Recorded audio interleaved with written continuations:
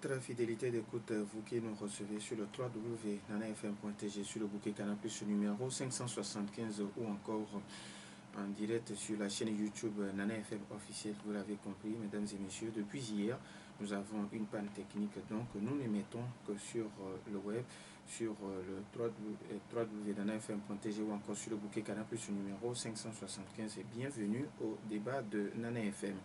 Des millions de femmes ont subi une ou plusieurs avortements, chacune d'entre elles, ainsi que toute autre personne impliquée, que ce soit le mari, un conseiller ou un personnel médical.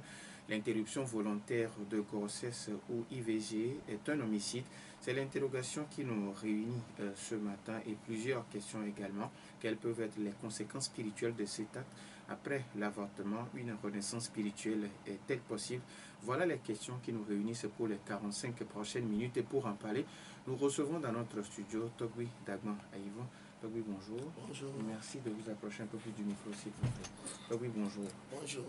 Alors, merci d'avoir encore accepté notre invitation pour venir répondre aux questions de nos auditeurs et puis de ceux qui nous suivent en direct sur YouTube.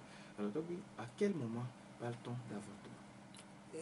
Dès que vous interrompez volontairement le processus d'évolution d'un fœtus, vous avez avorté.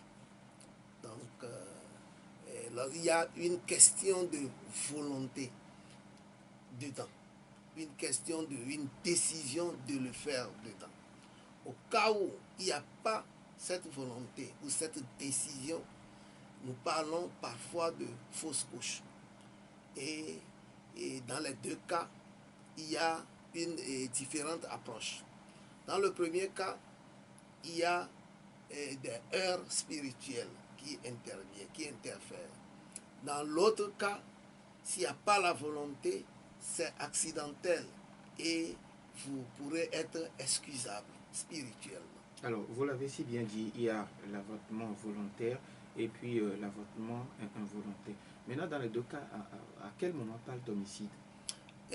Disons que là où il y a la volonté, on parle d'homicide. Lorsqu'il n'y a pas la volonté, c'est accidentel, tel que je viens de le dire, et on ne peut pas vous imputer a priori cette responsabilité. Parfois, c'est un processus naturel qui aboutit à cela. Disons, dans tous les cas, c'est un mort d'homme, une mort d'homme. Donc, que ça soit volontaire ou pas, il y a un fœtus qui est parti, c'est une mort qui est arrivée, c'est déplorable. Mais lorsqu'il y a la volonté, et je crois que c'est comme un crime. Alors, Toby, on sait que quand on fait un avortement, il y a toujours des conséquences. Maintenant, est-ce que derrière, au-delà de ce qu'on peut avoir sur le plan médical, est-ce qu'il y a des conséquences spirituelles? Effectivement, parce que l'enfant qui est appelé à rentrer dans ce monde, vous l'avez empêché. Et dans nos milieux, on fait dire à ces enfants ou à ces fœtus que parce que vous n'avez pas accepté qu'ils viennent jouir dans ce monde, vous aussi, vous n'aurez aucune jouissance dans le monde. Ceci dit, vous avez beaucoup de blocages dans vos activités de tous les jours. Lorsque vous tombez malade, c'est spirituellement, vous ne guérissez pas naturellement, ordinairement comme les autres. Ça devient plus compliqué. Vous faites souvent des rechutes. Et ces fœtus, peut-être en chair, vous croyez l'avoir fait disparaître, mais en esprit, ils demeurent à vos côtés. Ils grandissent à vos côtés en esprit. Et ils vous réclament de les aider à vous quitter pour aller et pour intégrer le monde à partir d'une autre personne. Vous êtes comme une porte d'entrée dans le monde. Mais lorsque vous lui fermez la porte, il faut l'aider à lui trouver une autre passerelle pour qu'il passe par quelqu'un d'autre pour rentrer dans ce monde. Donc, c'est l'esprit de ces fœtus-là qui demeurent autour de vous ne sont pas là en toute bonté. Ils sont frustrés. Ce sont même vos adversaires. Ils sont à côté de vous en étant adversaires. Ils vont vous faire des signes, de très mauvais signes. Les quelques signes que je viens de citer, c'est les blocages dans vos activités de tous les jours. Ils pèsent spirituellement sur vos guérisons. Ils pèsent spirituellement sur votre bonne tenue de tous les jours. Vous devenez lourd. Et lorsque vous vous rappelez ces actes, parfois, vous avez des frissons. Et ils vous font toujours des signes, puisque vous ne les voyez pas. Vous ne saurez pas a priori que le mal venait de là-bas. Ils peuvent s'acoquiner avec les sorciers en esprit. Vous savez que la sorcellerie, c'est également une divinité. Et la sorcellerie est composite. C'est de plusieurs types, de plusieurs genres. C'est des confréries énormes. Donc, ils peuvent s'acoquiner avec certains types de sorcellerie pour venir vous hanter et peser sur votre personne. C'est-à-dire que vous tombez malade d'un simple palu, ils vont peser pour que vous ne guérissez pas. Dès que vous prenez un remède, ils tirent le maximum du remède et c'est des choses futiles, vides de composants que vous ingurgitez, croyant que vous vous guérissez. Donc, il va falloir pour vous que vous fassiez les rituels nécessaires pour les faire partir. Et ces rituels passent d'abord par l'action de repentance. Il faut que vous repentez. Et c'est pourquoi dans certaines localités, pour les vider de votre environnement, vous recevez des corrections, des punitions corporelles. On peut même vous ligoter, vous mettre à genoux, vous donner des fouets, ainsi de suite, et vous dire de ne plus jamais faire ça. Et ce n'est qu'après ça là qu'il y a l'action de paix. Et l'action de paix passe forcément par des rituels d'offrande.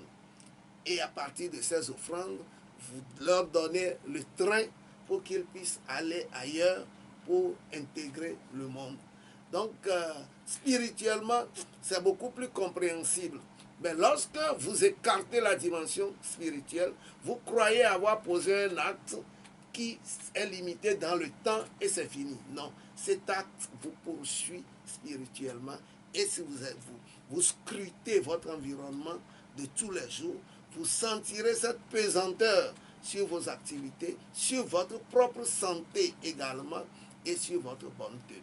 Alors, il y a un auditeur, Mars, depuis Adido Gomien, qui pense aujourd'hui que un avortement ou l'interruption volontaire de grossesse n'est pas un crime, n'est pas un homicide au cas où c'est peut-être la femme a été victime de viol ou d'inceste.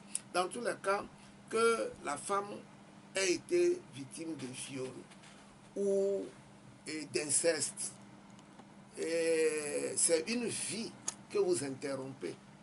Interrompre une vie, c'est un homicide. Et dans nos milieux, c'est un crime. Ce n'est pas parce que c'est un fœtus que ce n'est pas un crime. C'est comme si on voudrait me faire comprendre que s'il y a un bébé qu'on tue, ce n'est pas un crime. Le bébé porte en lui le genre de l'homme. Donc lorsque vous tuez un bébé, vous tuez un homme. Ou disons, vous faites un homicide et autant vous tuez un fœtus, dès que vous interrompez une vie, vous faites un crime. Donc il ne faut pas relativiser les choses, que ce soit mauvais, la source donc de cette vie ou pas. L'essentiel est qu'il y a une vie en vous qu'il faut protéger. Nous sommes tenus de protéger les vies. Et une fois que vous l'interrompez volontairement, c'est que vous avez commis un acte horrible. Et il ne faut pas légitimer ce qui n'est pas bon. Nous avons maintenant, dans nos temps dits modernes, nous avons l'habitude de chercher à légitimer certains actes horribles. C'est crapuleux, les avortements, les IVG. Qu'ailleurs, ça ne soit pas crapuleux, tant mieux. Mais dans nos milieux traditionnels, c'est crapulé, c'est horrible. Il ne faut pas le faire. Ça s'accompagne de conséquences intenables. Alors, mais il y a dans certaines constitutions, dans presque les constitutions des pays aujourd'hui, c'est légitimé qu'on peut... Nous avons différentes valeurs. Dans leurs valeurs, où le crime contre un avorton ou un être fragile, dans les milieux où ces êtres fragiles n'ont pas de valeur, n'ont pas, c'est vrai, n'auraient pas d'identité, alors que nous, dans nos milieux, dès qu'il y a une conception, il y a une identité. C'est de telle personne, c'est tel enfant qui va venir. Vous ne savez pas son devenir. Vous ne savez pas l'apport qu'il amènera à la société demain. Nous, dans nos valeurs traditionnelles, le fœtus a déjà une identité. Le fœtus a déjà un espace spirituel et physique parce qu'on l'attend, on veut l'accueillir. Mais dans les milieux où on se passe donc des êtres fragiles, on se donne la latitude de les manipuler, de les malmener ou de les faire disparaître, ça peut ne pas être un crime. Mais nous, revenons à nos valeurs, à nos identités, revenons à nos croyances, à nos considérations, c'est un crime. C'est pourquoi je n'aimerais pas qu'on relativise. Si vous êtes noir, des valeurs traditionnelles et identitaires noires, sachez qu'un fœtus a déjà une identité, une place. Et là, lorsque vous arrêtez son évolution, vous le tuez.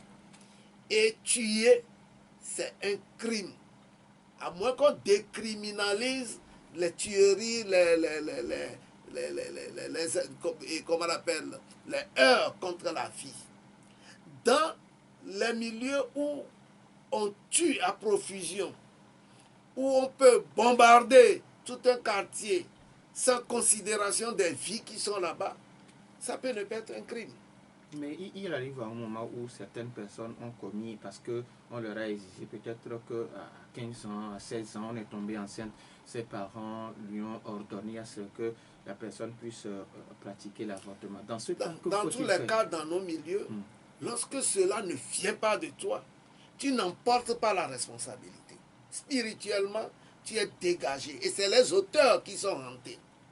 Lorsque c'est ton parent, ton papa, ta maman, qui t'amène à l'hôpital pour qu'on te fasse le curetage, alors ce sont tes parents qui prennent la responsabilité. En ce moment, tu peux te justifier. Mais si tu n'as aucune justification plausible, là, tu en pâtis. Que ce soit l'auteur masculin ou féminin, donc, il fait le circuit. L'esprit de cet avorton fait le circuit. Un avorton est considéré chez nous comme un accidenté. Un mort accidenté. Et il s'apparente donc à la confrérie des accidentés. On les appelle zogbémé. Et ils sont très virulents. Ils sont très virulents. Donc, celui qui porte la responsabilité, c'est l'auteur. D'abord, les deux auteurs directs. Et puis, que ce soit les conseillers ou le pratiquant donc, de cet avortement, il en pâtit également. Parce qu'il leur réclame de le laisser partir. Il leur réclame sa vie est interrompue. Et il n'est pas d'accord. Ceci dit, mettez-vous à la place d'un fœtus qui est un être vivant, qui est fragile. Ce n'est pas parce qu'on ne l'a pas vu qu'il n'a pas existé. Il existe, il respire, il s'alimente, il bouge. Il attend le moment venu pour regarder ou connaître ses parents. Mais spirituellement, il est déjà là. Mais lorsque vous le tuez et que vous voulez dédiaboliser ça, c'est également un autre crime. Il faut que nous revenons à la valeur intrinsèque de l'acte. cet acte-là, c'est un acte crapuleux qu'il faut faire en sorte à lutter. Il faut lutter contre ces genres d'actes et non pas les légitimer. Alors, si d'autres le font, nous n'allons pas les suivre. Toby, dans certains foyers, par exemple, on dit la femme a accouché, ça fait que 8 mois, 9 mois, donc elle retombe encore enceinte. Et c'est la faute à qui? Voilà, on décide. C'est la faute à Dieu, au Créateur ou à la nature? Bon, peut-être on se dit qu'elle est beaucoup plus féconde, donc bon, pour sa santé... Il faut prendre ses responsabilités. Lorsque vous posez un acte, il ne faut pas le fuir et poser un autre acte qui est plus grave. À 8 mois, d'ailleurs, déjà à 6 mois, la femme est encore prête. Que vous ne fassiez pas attention et qu'elle tombe encore grosse, d'abord, vous devez vous-même vous critiquer. Parce que la faute, c'est de vous. Vous ne savez pas vous planifier. Vous n'êtes pas responsable de vos actes sexuels. Parce qu'il ne faut pas perdre la tête devant le sexe. Mais lorsque vous avez l'habitude de perdre la tête et que vous foncez tout droit, vous irez dans le mur. Si vous allez dans le mur et que vous ne considérez pas cette faute comme étant de vous et que vous croyez que c'est du fœtus que vous venez ainsi de former, mais c'est également une erreur grave. Et je crois que les gens doivent savoir prendre leurs responsabilités. Le fœtus n'est pas venu de lui-même. C'est vous qui l'avez provoqué.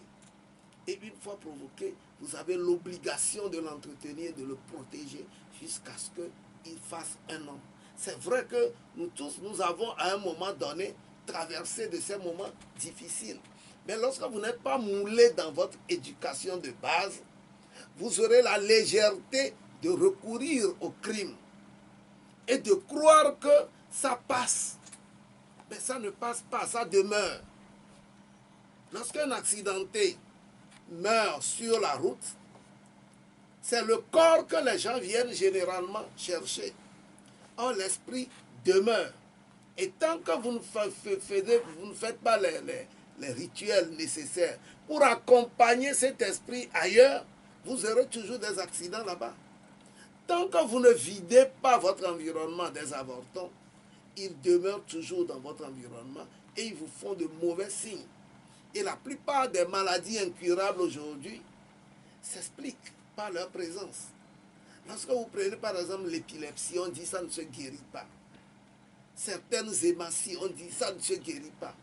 C'est parce qu'il y a la main de ces avortons dedans. Et vous ne pourrez jamais guérir sans les avoir écartés. Il y a beaucoup de maladies qui sont curables à condition de vider votre dimension spirituelle. D'abord, parce qu'il pèse sur votre guérison. Ce qui veut dire que quand on pratique un avortement, ça peut faire que la femme, spirituellement, ça peut bloquer la femme. Ça peut même bloquer les autres progénitures. Ça peut rendre malade cette femme. Ça peut faire en sorte qu'elle ait des problèmes, des malaises physiques pas possibles qui l'accompagnent. Parce que les heurts spirituels s'expriment dans le physique. Et lorsque vous traitez uniquement le physique, sans traiter la cause spirituelle, vous ne guérissez pas. Et on dit, ça là, c'est incurable. Ou vous allez passer tous les hôpitaux sans jamais avoir des signes de soulagement. Donc il faut que nous nous considérions autant dans la dimension spirituelle que physique. Mais ignorer le spirituel, qui est normalement la base, qui est fondamentale, c'est faire preuve de légèreté et de méconnaissance. Alors, Toby, maintenant, est-ce qu'après un avortement, est-ce qu'une renaissance spirituelle est possible? Et en quel sens vous parlez de renaissance spirituelle? Parce que, vous l'avez si bien dit, quand vous pratiquez l'avortement, c'est que spirituellement vous êtes à terre. Est-ce qu'à ce moment, est-ce qu'on peut se relever encore et redevenir soi-même? Dans nos milieux, nos valeurs permettent qu'après le repentir, tu poses des actes concrets en ce sens, pour faire la paix et pour aller à la réparation. Lorsque vous ne réparez pas à travers les rituels, vous êtes toujours coupable. Vous êtes toujours en porte-à-faux.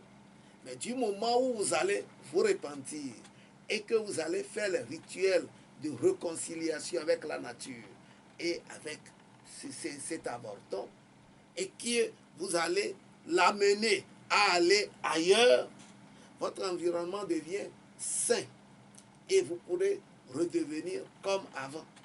Même si vous l'aviez fait 20 ans plus tôt, parce qu'il y a des gens qui se présentent, tu leur dis, ah mais vous avez eu à faire ci et ça, vous avez dans votre environnement des avortons qui pèsent sur vous. Mais la femme dit, généralement c'est leur réaction, ce qu'elle a fait depuis son adolescence, ah ben, il demeure et spirituellement, il vous détermine même dans vos actions et dans votre posture de tous les jours. Votre devenir est déterminé également dans ce cas par votre environnement, puisque c'est l'environnement karmique qui nous détermine. Lorsque vous avez un faux ami au sein de vos amis, mais vous avez toujours de ces méprises, des trucs qui vous arrivent de façon inopinée sans que vous sachiez d'où ça vient. C'est que dans votre coupole de protection, vous avez des faux qui sont à l'intérieur et qui peuvent attirer vos ennemis. Et par eux, peuvent passer disons, des attaques que vous n'attendez pas. C'est pour cela qu'à un moment donné, il faut boucher ces trous en les espiant pour que vous soyez mieux entourés. Parce que ce sont des faux. Ceci dit, vous devez poser des actes dans le sens de la réconciliation et de votre renaissance, bien sûr. Alors, maintenant, comment se fait cette réconciliation? Au fait, le tout dépend de chaque communauté. Moi, dans ma communauté, il y a plusieurs façons de le faire. Ou bien, vous allez à la forêt sacrée, vous rencontrez les prêtres, vous faites la confession, vous exprimez votre repentir, et il y a, comment on l'appelle, il y a des potions qu'on vous prépare. Il y a deux sortes de potions. Une première qu'on taxe d'eau chaude, alors que ce n'est pas chaud, mais c'est avec des herbes chaudes, des herbes qui font l'expiation. Et il y a une seconde taxée d'eau froide, c'est avec des herbes de purification. Donc la première eau va expier de votre environnement ses faux amis, et la seconde va vous purifier et vous amener le bonheur. Ben, c'est des trucs qu'on fait, tu te laves très tôt sans avoir même parlé à quelqu'un. C'est sur place là-bas que tu te laves. Déjà à 3 heures, 4 heures, tu t'es déjà lavé sans avoir parlé à quelqu'un. Tes premiers propos, c'est devant la jarre. Et le lendemain également, tu fais, et c'est ça qui complète ta purification. Ça, c'est au niveau des forêts sacrées. Certains le font dans leur couvent. Lorsque tu es déterminé par telle ou telle autre divinité, donc vous irez dans ce couvent-là et ils ont leur rite. Mais le rite ordinaire que nous faisons faire aux gens, c'est que il faut aller consulter ou invoquer les êtres accidentés que nous appelons Zogbemeo avec les boissons indiquées. Chez nous, il y a le schnapps, parce qu'il faut prendre de la boisson de valeur, il ne faut pas prendre du gin de 1200, il faut prendre du schnapps, c'est à 4500 voire 5000, schnapps, sodabi, et vin de palme, et puis du vin de maïs, et comment on l'appelle, liha. Donc c'est les 4 types. C'est ça que vous amenez vers les gens de Zobé. Et puis vous associez du percal en signe de paix et de pureté de cœur. Et là, on vous pose des questions avant de faire la libation. Et on vous pose des questions, vous répondez pourquoi vous avez fait ci, ainsi de suite. Et ailleurs, on prend un bâton, on vous tape dans le dos ou sur la tête, ne fais plus en signe de remontrance. Et tu te fais humble pour mériter le pardon que tu demandes. Donc, après avoir fait ces cérémonies, alors se tourne comme vers ces trépassés pour leur dire, voilà, votre enfant, votre fils, votre tel a eu à poser des actes sans en connaître la quintessence et demande pardon, ainsi de suite. Donc, des mots apaisants. Et que nous vous demandons de prendre sur vous, d'apaiser l'esprit de ces avortons, de les calmer, ainsi de suite. Et puis, donc après les propos là, donc vous présentez les boissons et vous leur versez. Et après, vous donnez le percal en signe de paix pour qu'ils puissent se couvrir, pour ne pas avoir froid. Donc ça, c'est des mots amicaux, affectueux. Et vous déposez ça sur place. Certains en font des drapeaux, généralement 3 drapeaux qu'ils posent sur place là-bas. Lorsque vous quitterez le camp des accidentés, vous revenez maintenant au camp des morts ordinaires. Donc on dit les morts de maison, parce que les accidentés, on les appelle, on les évoque par la maison. Et vous faites la même chose. Ensuite, ça là, c'est ça qui représente votre maison, votre communauté. Maintenant, vous quittez pour aller au fétiche communautaire parce que ça représente tout le quartier ou toute la ville. L'enfant que vous avez bloqué de rentrer dans ce monde, et c'est une perte aussi bien pour votre communauté familiale que pour l'ensemble de la ville ou du quartier ou du pays. Donc, il faut aller voir un fétiche communautaire. C'est ce que nous appelons Doulegba. Doulegba. Okay. Et vous irez également faire les mêmes gestes. Et avant qu'on prépare une infusion d'herbes de purification à la personne. Et généralement, on se lave une seule fois, un point, un trait. Donc, ailleurs, il y a d'autres divinités aujourd'hui et à qui on confie les produits de libation et les offrandes et on lui demande d'aller faire ce job. Donc, il y a des types, il y a des émissaires. Certaines divinités sont des émissaires et vous leur confiez d'aller faire l'acte. Et puis après, vous demandez si c'est acquis. Parce qu'il y a des manières de demander si le truc est acquis. C'est ce que j'allais même vous demander. Après les cérémonies, comment il faut savoir que ce qu'on a fait, vous pourrez utiliser de la cola. Vous l'utilisez généralement en 4 ou plusieurs parties, selon les rituels, où vous prenez les coris. Moi, j'aime beaucoup plus les coris. Et donc, c'est avec les coris, vous pourrez demander si ce que vous venez de faire est accepté. Si c'est accepté, on vous le dit. Il y a une lecture de ces coris-là. Si le jet, le résultat est pair, c'est que c'est accepté. Si c'est impair, ce n'est pas accepté. Donc, pourquoi ce n'est pas accepté? Vous pourrez également savoir qu'est-ce qu'il faut faire en plus. Tout ça là, c'est une école.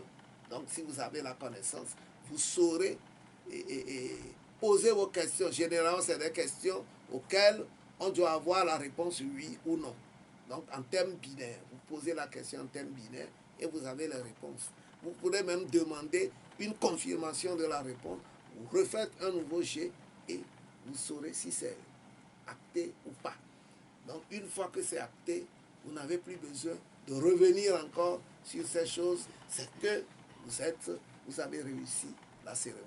Alors, Tommy, dans la religion, ou bien au niveau de l'église catholique, on demande aux fautifs de faire ce qu'on appelle de la pénitence. Est-ce que ça aussi, ça représente toute la description que vous venez de faire? Est-ce que c'est une pénitence? Lorsqu'on vous dit de réciter le rosaire, à qui vous récitez? À vos aïeuls? Lorsqu'on vous dit d'aller faire le chemin de croix, c'est à vos aïeuls? Parce que la faute est d'abord par rapport à votre communauté. Et votre communauté, ce sont les trépassés spirituellement qui détermine votre communauté. Mais lorsque vous allez faire des récitations à quelqu'un d'autre qui n'est pas de votre communauté, vous demandez pardon à qui? Moi, vous m'offensez et vous allez voir quelqu'un dans la rue ou ailleurs ou d'une autre maison pour aller présenter des excuses. C'est à moi, c'est à moi de vous donner, de vous accorder le pardon, non? Votre repentir, c'est à qui? Il faut que nous revenions aux réalités. Donc, c'est un autre paradigme. Vous allez dans un autre paradigme pour faire ce que vous devez faire pour votre communauté. Donc, ça ne tient pas debout. Ça ne tient pas debout si vous m'offensez. Parce qu'une fois que vous posez un acte répréhensible, vous offensez votre environnement proche et lointain. Et cet environnement est constitué d'un certain nombre de divinités qui vous sont collées et d'un certain nombre d'êtres qui vous accompagnent et qui vous entourent ou qui vous déterminent. Vous posez l'acte, vous les offensez, puis vous allez ailleurs pour prier ou réciter ou présenter des excuses. Vous réparez quoi? Parce que ces gens-là que vous trouvez dans un autre paradigme ne vous déterminent pas a priori. Ils vous détermineraient qu'on le saura. Parce qu'aujourd'hui, il faut faire les invocations nécessaires, comme on dit, pour voir si vous avez un résultat. Mais ailleurs, lorsque vous invoquez dans votre environnement spirituel, vous avez les résultats. Alors, il faut savoir faire les invocations. Donc, si vous m'amenez dans une autre dimension, je serai peut-être amer. D'accord. Alors, il y a un autre auditeur qui nous suit sur le www.nanafm.tg qui écrit: est-ce que ceux qui ont déjà pratiqué l'avortement à plusieurs reprises, est-ce que le rituel que vous avez décrit, il faut le faire le nombre de fois? Non. Le rituel là se fait en une seule fois pour l'ensemble. L'essentiel est que vous accusez l'ensemble, puisque souvent on demande combien de fois vous avez fait. Certains disent plusieurs fois, c'est incontable. D'autres ne savent même pas l'appréhender parce qu'il a couru plusieurs filles et femmes qui se sont livrées à ce genre d'actes et il ne peut pas accuser le nombre de fois. Mais on le considère et là-bas vous l'évoquez. Mais ce que je ne vous ai pas dit, c'est que ces rituels-là sont, disons, efficaces pour les singletons. Lorsque c'est un seul enfant, un seul fœtus. Mais pour les jumeaux, c'est tout autre. Pour les jumeaux, on va vous amener jusqu'à faire représenter ces jumeaux-là, leur donner une existence physique, les nommer, leur donner un nom. Et vous allez les entretenir et courant votre vie. Vous allez leur redonner une existence. Pour les jumeaux, c'est un peu compliqué. Mais pour les singletons, donc, et autres là, l'acte que vous posez, donc, demande également des expiations simples. Les rituels d'expiation, je l'ai dit tantôt, varient d'une communauté à une autre, d'une divinité à une autre. Mais je n'ai fait que vous donner quelques exemples de rituels qui sont beaucoup plus simples. Mais aujourd'hui, de nos jours, on envoie d'autres divinités à cet effet. Vous déposez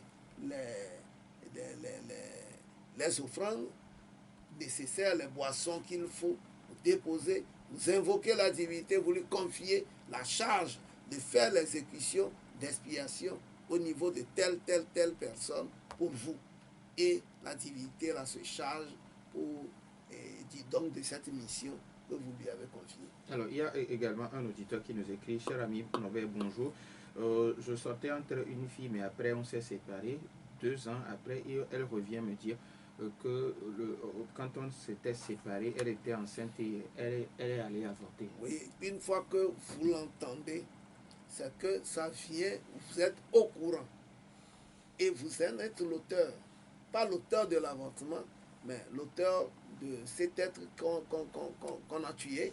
Donc vous avez perdu un enfant.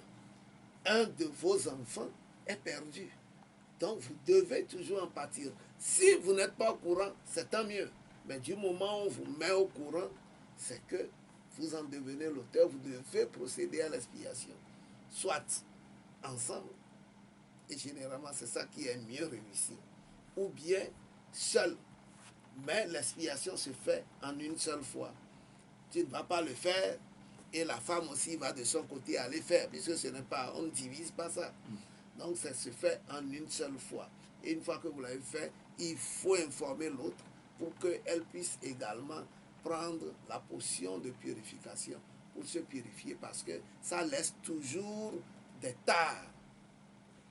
Alors, Toby, il nous reste pratiquement 10 minutes. Aujourd'hui, quel conseil donner aux jeunes pour qu'on n'en arrive pas jusque-là?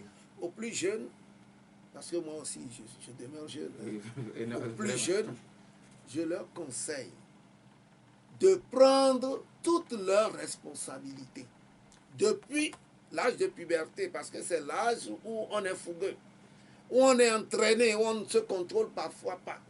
Il faut enseigner aux jeunes de prendre leurs responsabilités, de ne pas perdre la tête devant le stimuli. De sorte que, avant de poser cet acte, allez bien au calcul, parce que moi, je ne conseille pas les contraceptions, parce que ça crée d'autres malaises par après. Donc, il faut prendre ses responsabilités, analyser bien l'acte, l'étudier avant de le poser. Il ne faut pas s'adonner, disons, aller à la débauche. Vous n'en avez pas besoin, parce que la débauche vous diminue également spirituellement. Vos gardes, vous perdez vos gardes spirituels à la débauche. Ben, leur dire de ne pas faire, parce que c'est un besoin physiologique à un moment donné à satisfaire. Et cela va de soi. Ben, il faut, en cherchant à satisfaire ce besoin, prendre ses responsabilités et non pas se cacher derrière une faute ou une erreur ou quelqu'un et dire c'est elle qui m'a amené à poser cet acte. Non, spirituellement, tous les actes que tu poses t'incombent. Physiquement, peut-être quelqu'un peut t'aider, mais spirituellement, cela t'incombe et tu te prends en charge. Donc, voilà ce que je peux leur dire. L'hétérosexualité, c'est la meilleure. Et c'est ça qui te protège. C'est ça qui te nourrit. La sexualité nous nourrit. Parce qu'à partir de cette sexualité-là, tu dégages les mauvaises énergies, tu te renouvelles. Et c'est de bonne guerre. C'est l'hétérosexualité. Il ne faut pas s'adonner à l'autre. Je ne vais même pas prononcer. Parce que l'autre, c'est une abomination. Et ça, nous n'allons pas nous cacher pour le dire. C'est une abomination. Et cela aussi s'accompagne de heurts spirituels. Je peux vous dire que nous devons faire en sorte à avoir le quotidien. Parce que c'est sur le terrain de la misère que l'autre sexualité a du ferment, trouve le terreau. Puisque tu es misérable, tu ne trouves pas à manger et quelqu'un te propose de la facilité. Tu es peut-être endetté et la convocation t'attend au commissariat demain. Cette nuit, on t'amène à une fête, à une réjouissance, et puis on te dépose un magot sur la table. Viens, on va s'amuser. On te dépose 500 000, 1 million. Chacun a son prix. C'est pourquoi il faut savoir fréquenter aussi certains milieux. Parce que les milieux qui vont vous dévoyer, si vous les fréquentez, avec votre misère ou vos difficultés financières, vous risquez de rentrer pieds et mains sans pouvoir même résister. Ce n'est pas à tout qu'on résiste. Alors, moi, mon conseil, adopter l'hétérosexualité, faire en sorte que le quotidien ne te manque pas. Et pour cela, il faut se battre dans la vie. Les gens disent la vie est rose, la vie te sourit, mais c'est faux. La vie n'est pas rose. La vie ne te sourit pas. Tu dois l'affronter pour pouvoir tirer le meilleur de cette nature. Il faut se battre. Mais lorsqu'on vous dit prie seulement et tout te sera donné. C'est faux. C'est le contraire qu'on nous enseigne. Tu dois être brave pour pouvoir tenir. Et à ce prix, je crois que tu diras un jour que tu as fait le bon combat. Alors, Toby, maintenant par rapport au foyer, aux hommes et femmes mariés qui s'adonnent également à cette pratique d'avortement parce que, bon, on veut avoir de l'écart entre les enfants. D'abord, c'est de l'ignorance de nos personnes que nous rentrons dans ces pratiques d'avortement. C'est de l'ignorance du cycle des partenaires par eux-mêmes qu'ils sont obligés d'aller à la contraception. Parce que Dieu a réglé les choses que si vous connaissez, c'est pourquoi moi je me plais à toujours répéter cette phrase-là qui est de nos aïeuls, pas de Socrate, qui a mal copié d'ailleurs. Connais-toi toi-même. Si tu te connais toi-même, tu sauras comment te prendre. Je vais terminer la phrase pour ne pas laisser les gens sur la soie, puisque j'ai dit qu'il a mal copié. Connais-toi toi-même et tu connaîtras ton environnement. Ce n'est pas l'univers, ton univers. Connais-toi toi-même et tu connaîtras ton univers. Ton univers immédiat, c'est ton environnement spirituel. Et tu comprendras le langage des dieux, c'est-à-dire le langage des divinités qui sont dans ton environnement, dans ton univers spirituel. Connais-toi toi-même et tu connaîtras ton environnement ou ton univers et tu comprendras le langage des divinités. Parce que si tu es en équilibre avec tes divinités dans ton environnement que tu maîtrises, tu connaîtras tes totems. Tu appréhenderas tes actes et tu sauras prendre en toute responsabilité ce que tu poses comme acte. Voilà ce que je peux leur dire. Nous disons merci à Toby, à Yvon Dagman. Merci également à vous, chers auditeurs, pour votre fidélité d'écoute fin de ce débat mis en onde par Nestor Glo. Je m'appelle